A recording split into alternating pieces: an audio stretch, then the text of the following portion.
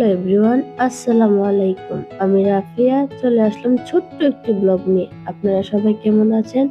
আশা করি আল্লাহর রহমতে সবাই খুব ভালো আছেন। আমিও খুব ভালো আছি আপনাদের দোয়ায় এবং ভালোবাসায়। আজকে হচ্ছে বৌয়া দিয়ে নানান রকম ভর্তার আয়োজন। চালের চাল থেকে খুদ বের হয়, যে ওইটা দিয়ে আমরা বৌয়া রান্না করে খাই। আপনারা খান কিনা জানি না। আমরা চালের খুদ যেটা, ওইটাই আমরা বৌয়া রান্না করি। এখানে হচ্ছে বৌয়া রান্না করা হচ্ছে। তারপর হচ্ছে নানান রকমের ভর্তার আয়োজন করা হবে। আজকে ভর্তা দিয়ে বৌয়া খেতে অসাধারণ লাগে। এটা আমার অনেক প্রিয়, অনেক পছন্দ। অনেক দিন ধরে খাই না, আজকে হঠাৎ বৌয়া দিয়ে অনেক ধরনের ভর্তা দিয়েছি। এখানে বৌয়াটা প্রায় হয়ে এসেছে। আর এই যে এখানে হচ্ছে আমার আন্টি ভর্তাটা বানাচ্ছে। আমার হাতে সমস্যা, তাই আমি আমার হাতে সমস্যা, তাই আমি মরিচ ধরলে আমার হাত জ্বলে, ওই কারণে আমার আন্টি ভর্তাটা বানিয়ে দিচ্ছে। এই যে এটা হচ্ছে মরিচের ভর্তা। আর এখানে হচ্ছে বৌয়াটা একটু দেখে নিচ্ছে। এই যে প্রায় বৌয়াটা হয়ে গেছে, একটু বাকি আছে। অল্প আছে রেখে দেব, অল্প আছের মধ্যেই বৌয়াটা হয়ে যাবে। এই যে অনেকটাই হয়ে এসেছে বৌয়া।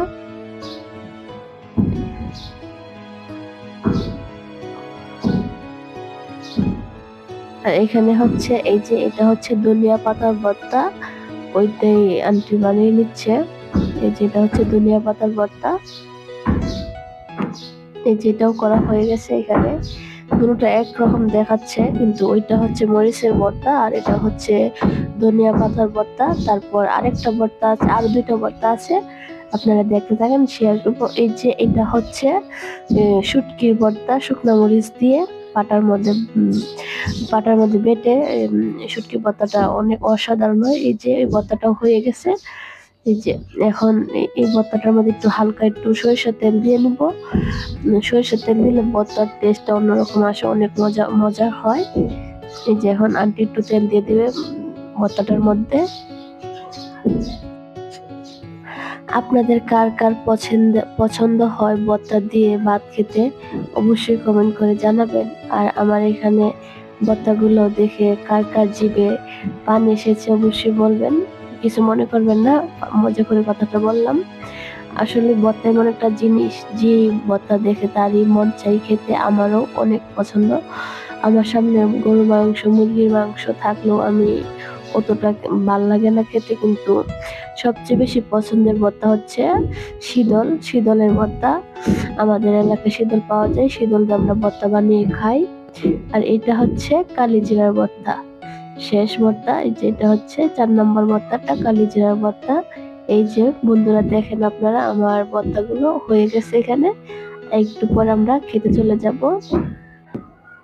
আরেকটি কথা বলে দেই, প্রাণপ্রিয় ভাই ও বোনেরা, আমার ভিডিও যদি আপনাদের কাছে ভালো লাগে তাহলে অবশ্যই আপনারা আমার চ্যানেলটিকে সাবস্ক্রাইব করে দিবেন, পাশে থাকা বেল বাটনটি অন করে দিবেন, যেন পরবর্তী ভিডিও আপলোড করার সাথে সাথে আপনাদের কাছে পৌঁছে যায়। আর অবশ্যই আমার ভিডিওতে একটি করে লাইক দিবেন, ভালো মন্দ কমেন্ট করবেন, যেন আমি পরবর্তী ভিডিও বানাতে উৎসাহ পাই। এটাই আপনাদের কাছে আমার একটি অনুরোধ রইল। এই যে এখন হচ্ছে আমি আর আন্টি খেতে এসে পড়ছি। এখন আমি আর আন্টি খেয়ে নেব। এই যে এখানে আমি ভর্তা নিয়ে নিচ্ছি, আর এখন আন্টিকে দিয়ে দেবো, আন্টিও নিয়ে নিচ্ছে। অনেক দিন পরে পেট ভরে খেয়েছি, অনেক মজার হয়েছিল ভর্তাগুলো। আর এই যে আন্টিও ভর্তা নিয়ে নিচ্ছে, আর আমি আপনাদেরকে একটু দেখিয়ে দিই ভর্তাগুলো আর আমার বৌয়াটা। এই যে বন্ধুরা দেখেন কত সুন্দর লাগছে, আর খেতেও অসাধারণ হয়েছিল ভর্তাগুলো। বৌয়াটাও অনেক মজা হয়েছে। এই যে